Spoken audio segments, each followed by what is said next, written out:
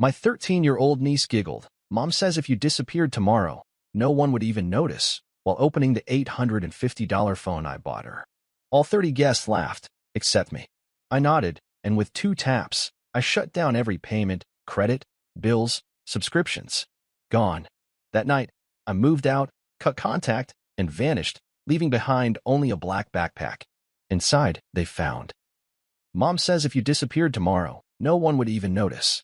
My 13-year-old niece giggled, peeling away the plastic from the $850 phone I bought her. Her fingers delicate, but her words sharper than glass. Around us, the living room pulsed with the chatter of my family, a gathering of 30 voices, each one too loud, too careless. A birthday cake waited on the kitchen table, its candles not yet lit, but the flames were already burning in my chest. My sister, Lindsay, didn't even look up. Sitting on the couch, scrolling through her phone, she smirked, a tiny, satisfied smile, like a judge who just heard the verdict she was hoping for. Mom was in the kitchen, stirring something, pretending not to hear, but I saw the way her shoulders lifted slightly, a silent approval. Dad? He didn't even bother to hide it. He chuckled, raised his beer, and muttered, "Well, she's not wrong." Laughter rippled through the room. My cousins grinned, and even Uncle Gary, who barely knew me beyond the occasional family dinner, snorted into his drink. I stood there, just stood there, like a fool. Like the fool I'd always been. The one who paid. The one who fixed. The one who was never enough. "Thanks for the phone, Uncle," my niece chirped, already leaning into her mother's side, her attention on the glowing screen. I watched her, my heartbeat too loud, my face too hot, and suddenly the room felt smaller, suffocating. But I didn't say a word. I just nodded, because that's what I did. I nodded, smiled, pretended. Always pretending. Lindsay looked up, finally, her eyes meeting mine. And in that moment, I saw something, a flicker of amusement, of satisfaction. Like she'd been waiting for this.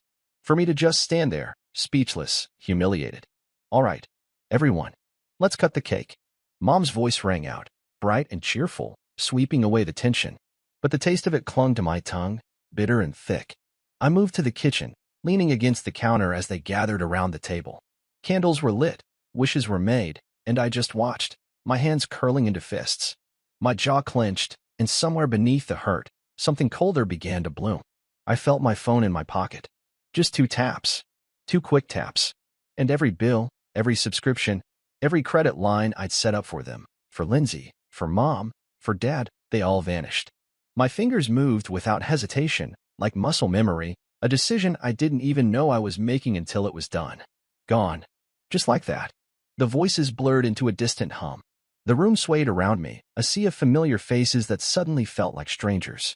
They laughed, they cheered, they celebrated, and I wasn't there. Not really. I was a ghost with a wallet. But not anymore. I slipped out without saying goodbye.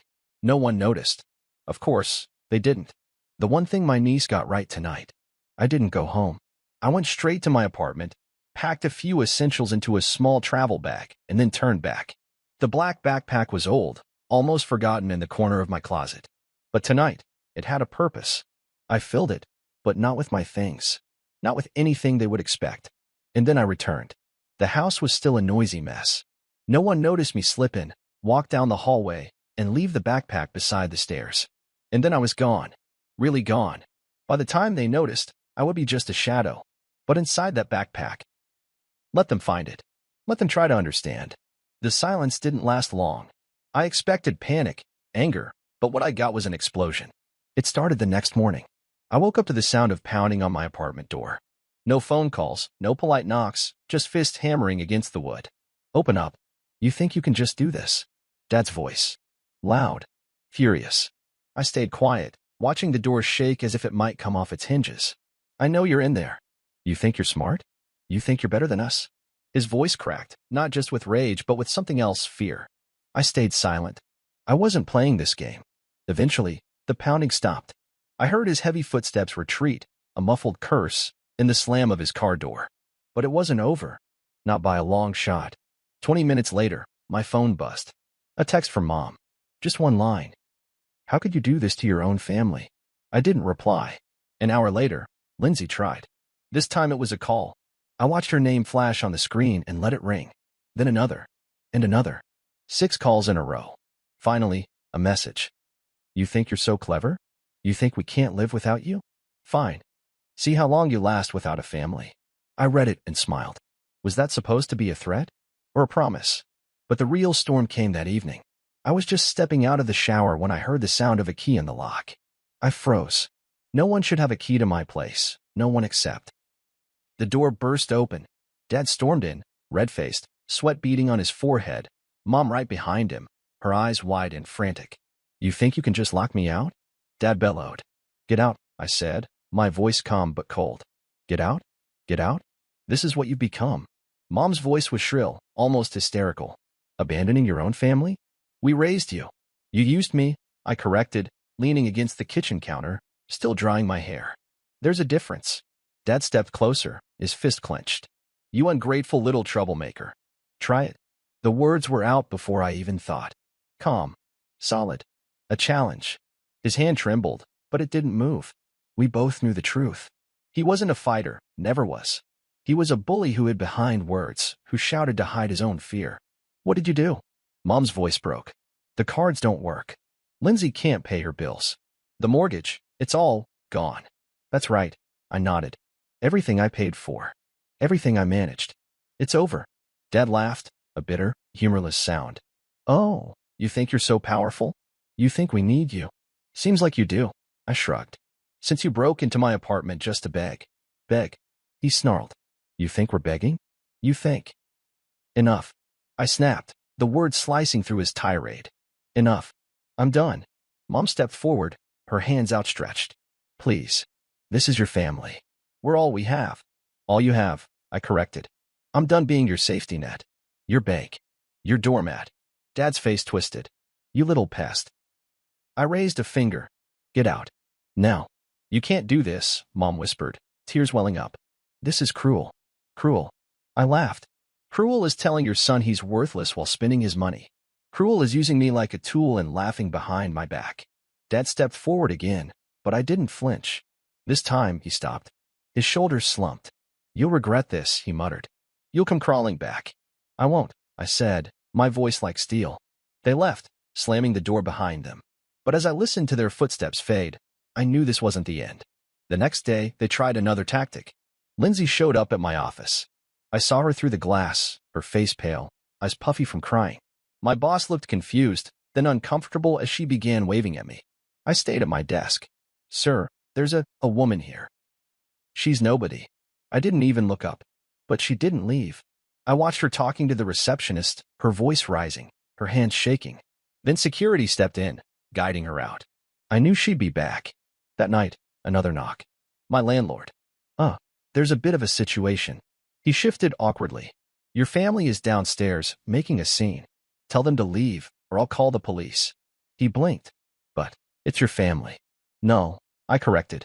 Not anymore. I watched through the window as they stood there, shouting, waving their arms, until finally, security escorted them away. But I knew them. I knew their persistence. And I knew that somewhere, in that house I left behind, there was a black backpack waiting for them to open, to understand just how far I was willing to go. The silence didn't last long.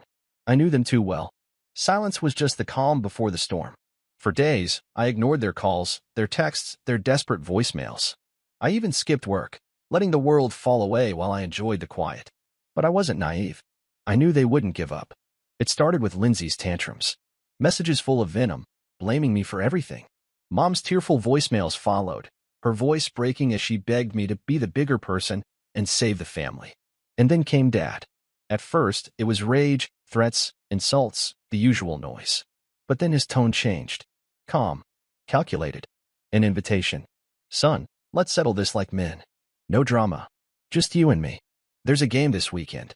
Our team's playing. Come. Let's talk it out. A setup. I felt it in my bones. But I agreed. I wanted this. So I went. But when I saw the empty seats around him and the black backpack clutched in his hands, I knew I was right. They didn't want peace. They wanted control. But I wasn't the same fool who'd stood in that living room, nodding and smiling. Not anymore. The stadium roared like a living beast. Cheers, screams, the pounding of feet on metal bleachers. It was chaos, a perfect place for secrets to drown. Dad was waiting in Section 12, Row F, the seats around him empty, despite the game being packed. He spotted me instantly, waving with one hand, the other gripping the black backpack. My backpack. I walked down the steps, each stride steady, my eyes locked on him. He looked excited. A twisted smile curled on his lips, like he thought he'd won something. Surprised I called you? He shouted over the noise, patting the seat next to him. Finally decided to talk like men, huh? Talk. I settled into the seat, my gaze never leaving the backpack in his lap. Is that what this is? Oh, I think it's a bit more than that. He leaned in, his voice dropping, barely louder than a whisper. You thought you were so smart, huh? Running away, cutting us off. But you left a little present behind. His fingers drummed against the backpack. We found this. And guess what, genius? We know. Know what? I asked, keeping my voice as calm as the cold wind that swept across the field. Your secrets. Your lies. You think you're clean? That you're better than us? His voice sharpened. You've been hiding things. I should have known. All those times you acted like a saint, like some savior. I almost laughed. Open it, then. Let's see what you think you know. His eyes flashed with something between fear and anger. Don't play games. I don't have to open it. I already know you've been stealing from us. Manipulating. Pretending to be a good son while hiding your little stash. Stash. I leaned back, feeling the cold metal of the seat behind me. The only stash in there is the truth. The crowd around us erupted as the home team scored. But here, in our little pocket of conflict, there was only silence, tension, and his shaking hands on the backpack. You're bluffing, he muttered. You're trying to make me doubt. But it's over. We're telling everyone what kind of person you are. How you abandoned your family. Go ahead. I gestured to the field. Tell them all. Tell them how I paid for Lindsay's rent for 2 years. How I covered your debts when you gambled half your pension away. How I bought that phone for your precious granddaughter just before she told me I was nothing. His face darkened. Shut up. No. Let's make it clear, Dad. You've got a bag full of proof of everything I did for you, and everything you took. And you still think you have leverage? His hand tightened around the backpack, his knuckles white. Don't you talk to me like that. Like what? I leaned forward, my voice still calm, but my eyes burning. Like the worthless piece of furniture you always treated me as? Like the walking wallet? The errand boy. Shut up, he shouted, standing, drawing a few glances from the rows behind us. Sit down. My voice was ice, and for a moment, I saw it, the fear in his eyes. He hated me, but more than that, he feared losing his grip. Or what? He forced a laugh, but it was thin, desperate. What are you going to do? Attack your own father? You think anyone here will take your side? You really think they'd take yours? I gestured to the crowd, the sea of strangers who didn't care about his bluster. You're just an angry old man with a bag full of debts. And they don't know me, but they don't have to. His face twisted, his voice dropped to a snarl. You egoist. Egoist. I smiled. I was your lifeline. And now, you're drowning without me. He swung. I saw it coming, his hand, thick and trembling, aiming for my face. But I didn't move. I didn't flinch. He wanted a reaction, a scandal, proof that I was the villain in his story. But I just stared at him, calm, unblinking. And his fist stopped, inches from my face, trembling. I should have left you on the streets, he whispered, his voice shaking. You were always a parasite. Funny. I whispered back, leaning so close I could smell the stale beer on his breath. That's exactly what I thought about you. Something in him broke. His hand fell. His shoulders slumped. The cheers of the crowd became thunderous, the perfect cover for the collapse of whatever pride he had left. I reached out, grabbed the backpack, and yanked it from his grasp. He didn't even resist. Do you want to know what's in here? I asked, loud enough for the people around to hear. Everything I did for you. Every cent. Every sacrifice. People were staring now, some whispering, some pointing. A couple even had their phones out. You want the truth? I unzipped the backpack, pulling out a thick stack of papers. There it is. Proof of how I carried you. How I paid your bills. How I saved your house from foreclosure twice. His face drained of color. And you want to talk about betrayal? I stood, holding the papers high. You betrayed me the day you turned me into your personal ATM. The day you laughed when they told me I was nothing. Stop, he whispered, his voice small, his body sinking into the seat. No. You wanted a scene? You got one. I tossed the papers at his feet, and they scattered, fluttering down the steps like dead leaves. I turned, walking up the steps, past the staring faces, past the whispers. You can't just leave, he shouted, his voice cracking. But I didn't stop. I didn't look back. For the first time, his voice meant nothing. They never stopped trying. Not at first. The day after the stadium, the day Dad's pride bled out on the cold metal seats, my phone rang like an alarm. Call after call. Messages flooded in. Accusations. Begging. Threats. A cycle of desperation wrapped in their familiar voices. I ignored it all. Dad was the first to break. His calls went from furious to pleading in a matter of hours. "We can talk this out," he lied. "I'll forget everything. Let's be a family." But I didn't answer. Then it was Mom, her texts dripping with guilt. "You're breaking our hearts. We didn't mean it. Family is all we have." I didn't even read them all. Lindsay tried next. Her messages were pure venom. "You're a coward. A selfish, worthless coward. You've ruined everything." Then, "Please, just talk to me." I didn't mean it. I was scared. "Don't do this." But I did. Silence. That was my answer. That was my revenge. They didn't understand it at first. They thought I was bluffing, playing some cruel game. But as the days bled into weeks, as the bills they once ignored began piling up, as their friends stopped taking sides, they finally understood. They couldn't reach me. The landlord at their house called me, stuttering, trying to explain that they hadn't paid the rent. I told him that wasn't my problem. Mom sent me a photo of the family sitting in the dark, a single candle flickering on the table. "We have nothing left." I deleted it without a second glance. One evening, as I was walking back from the grocery store, I saw him. Dad, standing outside my building, pacing like a madman. His face was pale, his hands shaking, that familiar fire in his eyes replaced with something else. Fear. He saw me, his face lighting up with twisted hope. He rushed forward. "Listen, you can't do this. You're my son." "No, I didn't slow down. I was your wallet." He stepped in front of me, his voice cracking. "We raised you. We gave you everything. You used me." I looked him dead in the eyes. "And now you have nothing." I tried to step around him, but his hand shot out, grabbing my arm. "You don't get to do this." His voice was a snarl, the old anger bubbling to the surface. "You think you're better than us? You think you can just walk away?" "I know I can." I pulled my arm free. And I did. He swung at me. Slow. Weak. I didn't even flinch. His fist glanced off my shoulder, more like a desperate shove than a punch. He stumbled, catching himself against the side of the building, gasping. "Pathetic." The word slipped out like a breath. His face twisted, that familiar rage flaring. "You'll come crawling back. You always do. You're nothing without us." I laughed. Loud. Sharp. It echoed down the quiet street. "I was nothing with you," I said, turning my back. I walked away. I didn't look back. That night, I threw my phone into the bottom drawer of my desk and left it there. The messages, the missed calls, they piled up, but they couldn't touch me. A week later, I got a letter in the mail. Handwritten. Shaky script. "Mom, please. Your father is getting sick. Lindsay is losing her mind. We're falling apart. You're the only one who can fix this. Please come home." I crumpled it without reading the rest. They were falling apart? Good. Because for the first time, I wasn't. I didn't move. I didn't change my number. I didn't hide. I stayed exactly where I was, but I stopped being part of their world. And their world crumbled without me. Lindsay's friends stopped answering her calls. Mom's distant relatives, the ones who used to send polite Christmas cards, ignored her now. Dad, he lost his temper at work one too many times and got fired. But I didn't care. I didn't watch. I lived. I cooked for myself, slept peacefully, went for long walks without worrying about incoming messages demanding my time, my money, my life. They were just voices now, ghosts I'd left behind in a burning house. And I was free.